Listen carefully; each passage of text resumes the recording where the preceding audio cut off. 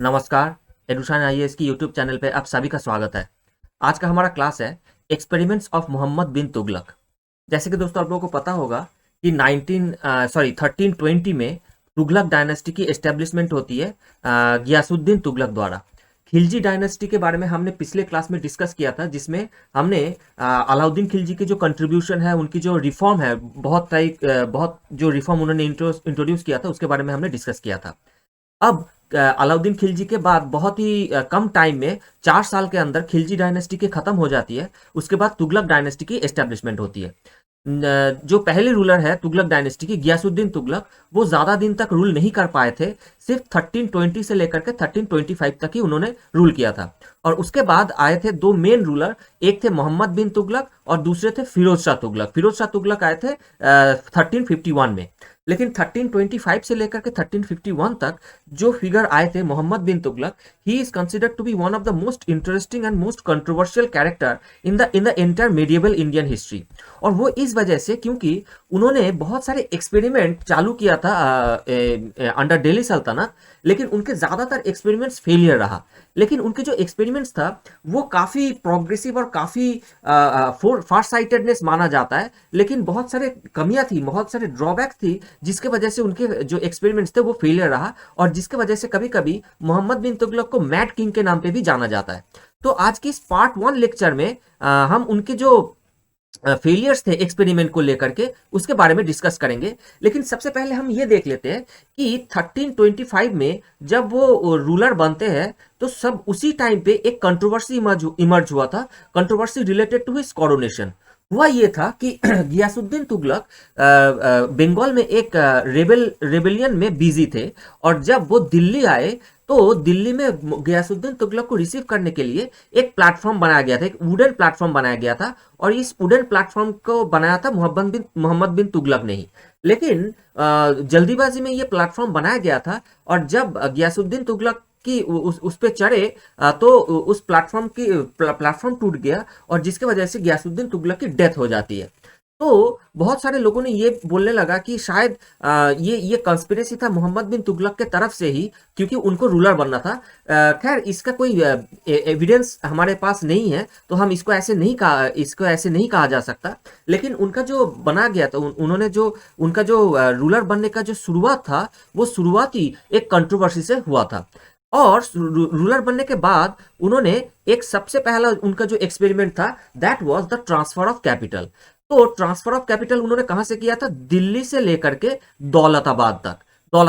और ये उन्होंने किया था 1326-27 में। ठीक है ना दोस्तों? In this year he decided to shift his capital from Delhi to Daulatabad.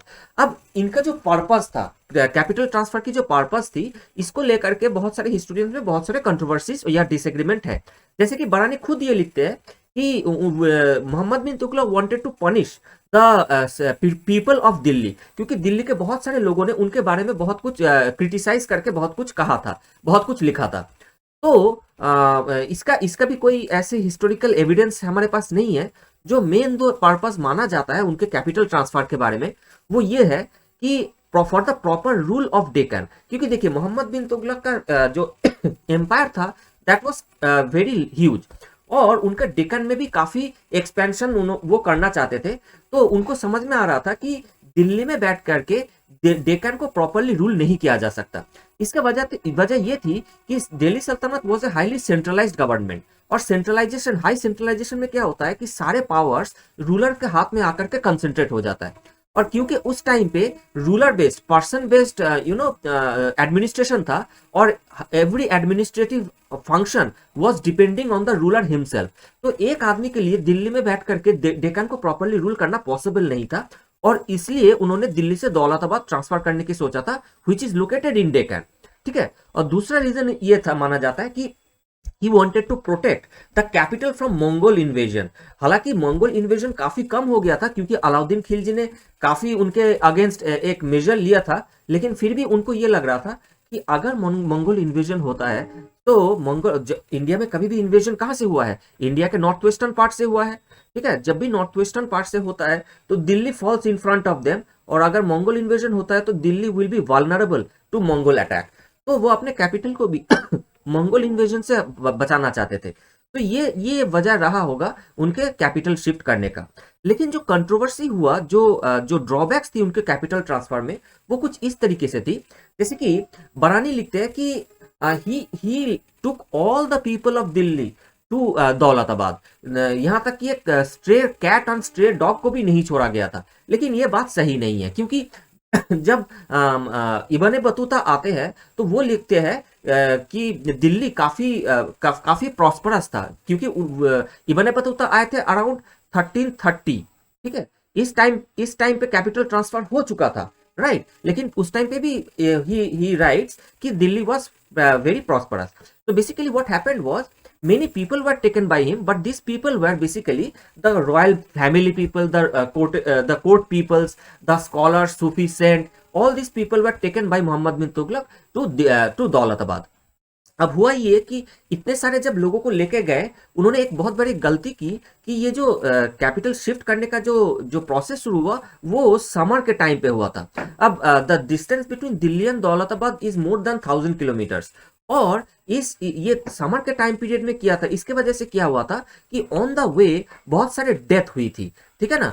हालांकि उन्होंने बहुत सारे अरेंजमेंट किया था, जैसे कि on the road side tree plant करना, पानी का बंदोबस्त करना, ठीक है। बहुत सारे सिटीज जो है जैसे कि उज्जैन, इन सारे सिटीज पे अच्छा बंदोबस्त करना, ठीक है। ये सारे बंदोबस्त उन्होंने किया था, लेकिन फिर भी इसके बाद भी काफी लोगों की डेथ हुई थी। अब हुआ ये कि जब वो उनका कैपिटल ट्रांसफर हुआ दौलताबाद में, जब जाकर के बसे, तो बहुत सारे लोग होमसिक फील करने लगे वो, और वहां से मूव नहीं करना चाहते थे। लेकिन by the year 1335 Mohammad bin Tughlaq को यह समझ में आता है कि जैसे दिल्ली से डेक्कन को रूल करना पॉसिबल नहीं था प्रॉपरली, उसी तरीके से दौलताबाद से नॉर्थ इंडिया को प्रॉपरली रूल करना पॉसिबल नहीं था। इसलिए वो ये डिसीजन लेते हैं कि फिर से retransfer of the capital back to Delhi in the year 1335। अब हुआ ये कि जब उन्होंने कैपिटल को रीट्रांसफर किया तो बहुत सारे लोगों ने जाने से इनकार कर दिया। लेकिन रूलर की या मोहम्मद बिन तुगलक के जो हाई हैंडेडनेस, जो डिक्टेटोरियल ऑथोरिटेरियन जो ऑर्डर था, which came to be criticised a lot, right. इसीलिए बहुत बार ऐसे बोला जाता है कि तुगलकी रूल, ठीक है। आम लैंग्वेज में नहीं बोला जाता है कि तुगलकी रूल, वो शायद इसी बैकग्राउंड से आया था। तो जब उन्होंने रीट्रांसफर किया बैक टू दिल्ली, इसके वजह से क्या हुआ, डेक्कन में काफी डिस्टर्बेंस स्टार्ट हुई, और अगले ही साल 1336 से ही रिवोल्ट चालू हो गया। अब देखिए, डेक्कन में मोहम्मद बिन तुगलक के दिल्ली वापस जाने के बाद उनके टाइम पे ही दो किंगडम दिल्ली सल्तनत से निकल गया था। एक था विजयनगर एम्पायर, हरिहर एंड बुक्का ने विजयनगर एम्पायर एस्टेब्लिश कर दिया था, और 10 साल बाद बहामनी किंगडम भी निकल गया दिल्ली सल्तनत के एम्पायर से, जो बहामन शाह ने बहामनी किंगडम की एस्टेब्लिश की थी, जिसकी वजह से मोहम्मद बिन तुगलक को काफी टेरिटरी लूज भी करना पड़ा था इस फेल्ड एक्सपेरिमेंट की वजह से। तो ये एक्सपेरिमेंट लार्जली एक फेलियर ही रहा, ठीक है। और दूसरा उनका जो एक्सपेरिमेंट था वो ये था कि इंट्रोडक्शन ऑफ टोकन करेंसी। अब देखिए, करेंसी जो होता है ना, करेंसी दो टाइप के होते हैं। एक होता है नॉमिनल करेंसी, दूसरा होता है टोकन करेंसी, ठीक है। तो आज के टाइम पे जो जितने भी करेंसीज है वो ज्यादातर टोकन करेंसी है। तो देखिए, नॉमिनल करेंसी क्या होता है। नॉमिनल करेंसी मतलब जो करेंसी का जो इंट्रिंसिक वैल्यू है, that is equal to its face value. मतलब करेंसी को बनाने में जो मेटल या जो भी कंपोनेंट यूज हुआ है, उसके एक्चुअल जो कॉस्ट है, करेंसी का फेज वैल्यू भी उतना ही है, ठीक है ना। तो पहले के टाइम पे, उस जमाने में जितने भी करेंसी होता था मोहम्मद बिन तुगलक के पहले, they are all used to be nominal currency. जैसे कि देखिए, गोल्ड कॉइन, सिल्वर कॉइन, या फिर जो भी कॉइन ऐसे इंट्रोड्यूस होता था, तो एक गोल्ड कॉइन का फेस वैल्यू उतना ही होगा जितना उस गोल्ड कॉइन को बनाने में जितना गोल्ड लगा है, उसका एक्चुअल वैल्यू जितना है उतना ही उसका फेस वैल्यू होगा, ठीक है। That was the concept at that time. लेकिन टोकन करेंसी का कॉन्सेप्ट ये होता है, जो कि आज के टाइम पे है। जैसे कि मान के चलो, एक 10 रुपए का कॉइन है, ठीक है। 10 रुपए की जो कॉइन का तो फेस वैल्यू 10 रुपए है, लेकिन उसको बनाने में जो मेटल खर्चा हुआ है, जो मेटल लगा है, उस मेटल का वैल्यू एक्चुअली 10 रुपए नहीं होगा, वो उससे काफी कम होगा। ठीक है। इसके वजह से क्या होता है कि जो उसका इंट्रिंसिक वैल्यू होता है, intrinsic value is much less than face value. तो this is the concept of token currency which is a very modern concept. लेकिन उस टाइम पे लोगों के मन में टोकन करेंसी टाइप कोई आइडिया था ही नहीं, ठीक है ना। तो मोहम्मद बिन तुगलक ने क्या किया, उनका पर्पस था, टोकन करेंसी इंट्रोड्यूस करने का पर्पस था कि गोल्ड एंड सिल्वर की जो रिजर्व है उसको मेंटेन किया जाए। क्योंकि देखिए हर स्टेट को गोल्ड एंड सिल्वर को रिजर्व को मेंटेन करना ही होता है। तो he introduced copper coin on the face value of gold and silver, ठीक है ना। ये उन्होंने इंट्रोड्यूस किया था, ये उनके एक फ्यूचरिस्टिक अप्रोच था। लेकिन मतलब कि प्रॉब्लम ये था कि क्योंकि लोगों के मन में इसका कोई कॉन्सेप्ट ही नहीं था, इसके वजह से ये एक बहुत बड़ा रीजन बन गया इसका फेलियर का। जैसे कि देखिए क्योंकि लोगों के मन में कोई कॉन्सेप्ट नहीं था तो लोग इसको एक्सेप्ट नहीं करना चाहते थे इन द मार्केट में लोग इस टोकन करेंसी को एक्सेप्ट नहीं करना चाहते थे, क्योंकि देखिए उसका वैल्यू है गोल्ड के तरह लेकिन उसको मिल रहा है कॉपर, ठीक है। तो ये लोगों के लिए एक्सेप्टेबल नहीं था। दूसरी चीज ये थी कि जो कॉइन उन्होंने बनाया था it was very simple in nature. इसका इसका इसका जो स्ट्रक्चर था, इसका जो फॉर्मेशन था दैट वाज वेरी सिंपल।